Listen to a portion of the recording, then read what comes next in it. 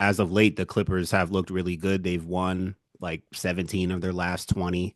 Harden and Kawhi, both healthy, both active, both doing their thing, playing off each other. Norman Powell has come on and played really well for them. Zubac, who was really, I've always liked him. He's just so legit as a center for them. The combination of Harden and Kawhi feels right. What Harden does, what Kawhi does, it feels right. Harden needs those kind of players around him that can do in between stuff, little things. Harden really is, like he had said. I mean, he is the system, and when it's rolling, it's rolling, and it works, and the ball's in his hand, and he's creating a lot of the decisions. What do you see as the ceiling for the Clippers with Kawhi healthy and with Harden rolling like this? The Clippers, to me, have matriculated on both sides of the season, first half and the second half, the way that I thought the Knicks would Hmm. with injuries. And the Clippers transitioned from Kawhi being hurt to coming back and didn't miss a beat because Norman Powell was playing at such an all-star level and Harden was consistent. When I look at the Clippers, I think the portion of it that's going to really stand out in the playoffs, if continuous health is on the menu, is the matchup between Zubac and Jokic. I think Zubac is one of the most underrated centers in the NBA, period. And I felt that I've seen his growth throughout the last 2 years, 2.5 years, and playing alongside of James Harden makes James Harden's job a lot easier. Um, Harden coming out of Philadelphia, playing alongside Joel Embiid, you kind of saw the blueprint in some ways, and how Ivica Zubac would benefit from a playmaker who can score and create any shot that is a system in James Harden. And they've been rolling all season. I was in LA early in the season checking out the Clippers when they played against the Spurs.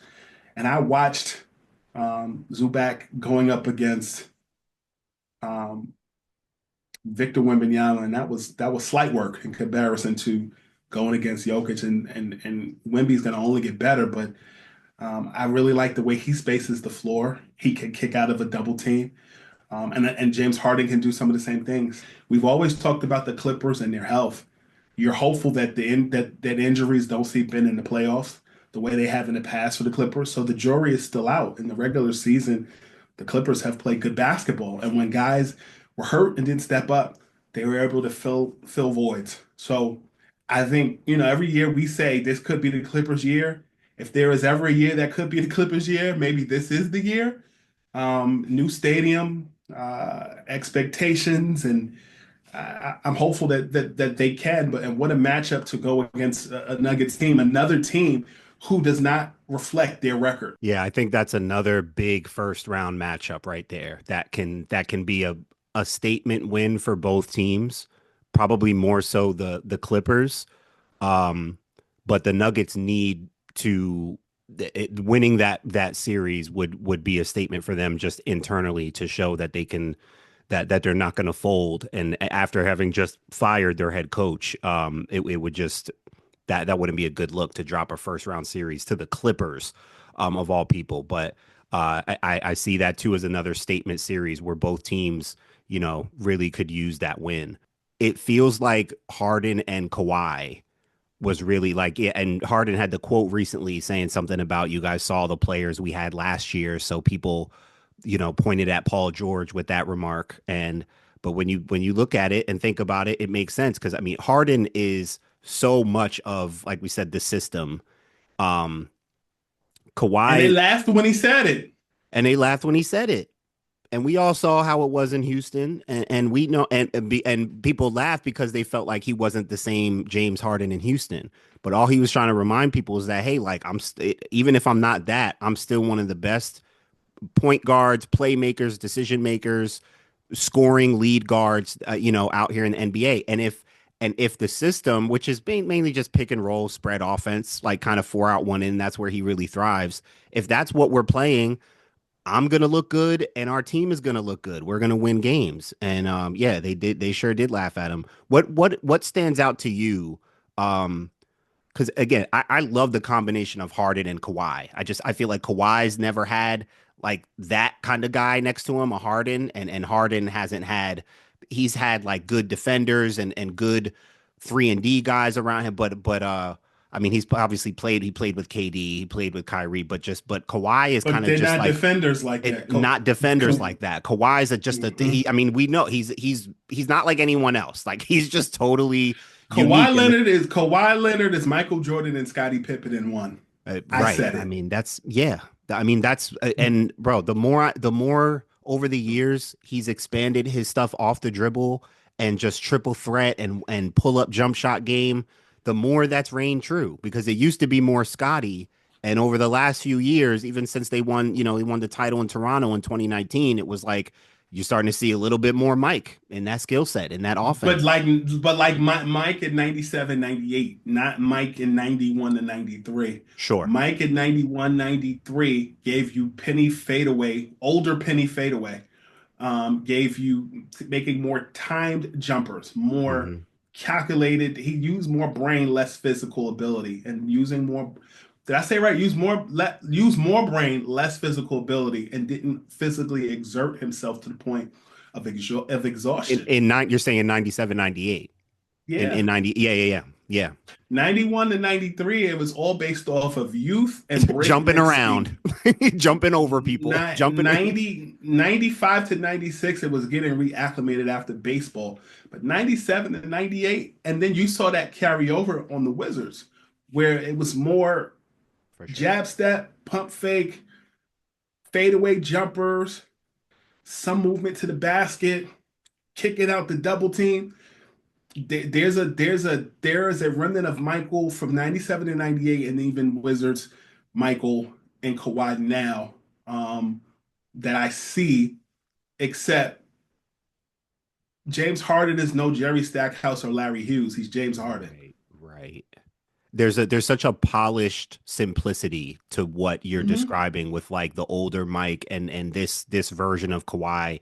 Like he's so strong, he can handle the ball, but his handles even progress. Like he'll come up and hit a double between, cross between and stuff, and all of a sudden you're like, yo, like maybe he's working out with Harden on the side. Like he just seems to be Hmm. adding stuff even more. What what what is it about Harden to you? Like when you watch Harden, you've seen him in person enough to like what do you notice the most about what makes him so difficult still? He hasn't really changed his game. Like I remember having a conversation with Kenny Smith, many of conversations, but in this particular conversation with Kenny was talking about how you notice that during LeBron's career, he's never had a go-to move. Like in your history of watching LeBron, is there a go-to move that LeBron has? Other than put the head down and drive the ball with his 6'9" self. No. Right, right, right, right. Then Right. you look at Hakeem. It's the dream shake. It's the Yeah. and the counters to that. You look at AI and Isaiah Thomas and Tim Hardaway. It's the crossover. Yeah. You look at Mark Jackson. It's the post up as a point guard and the pinpoint accuracy at the free throw line. Right. Comparatively, when you look at James Harden, his go-to is multiple things. Yeah. It's the drawing the foul. Yeah. It's the kicking out of the double team. There's so many things that equate what James is. And James, like LeBron, to tie it back into LeBron, has never really had to change his style of play Hmm. to accommodate his teammates. He's always been the same from Oklahoma Yeah. to the Clippers, Yeah. right? And so when I look at what James is doing, um, he's dialed in. Like he's the same. He has the same routine pregame. He has the Mhm. same routine, filling out the game, filling out his opponents, and then taking over when he needs to, pulling back when he needs to, kicking out to Zubac. I honestly think Zubac is a bet is more of a luxury in Los Angeles than Harden, or excuse me, Zubac is more of a luxury with the Clippers than Embiid is with Philly Hmm. because Zubac strictly is in the post. He's not playing the wing and the perimeter like Harden, and there's nothing wrong with it. That fits in Philly's system, Sure. but that's what you have Kawhi Leonard for. Yeah. That's what you have Norman Powell for. he's literally in a groove where he's literally Michael Knight on Knight Rider. He's talking to Kit. He's talking to Devin. He's talking to Bonnie. He's jumping over cars. He's jumping over trucks. He's pulling the joints. He's getting everything. He's all purpose everything. He is Michael Knight on Knight Rider for the Clippers. Again, I his style, it's a lot like Steve Nash, I want to say, with just his pick and roll game, where he just needs a big that will set the strong screen, roll hard. If he can make the opposite pass on if he can make passing reads out of it, great. But like, just give me a good big that's able to roll, that's gonna do the simple catch and finish jump hooks, Mm-hmm. right? Joel Embiid, super talented and able to be effective anywhere on the floor.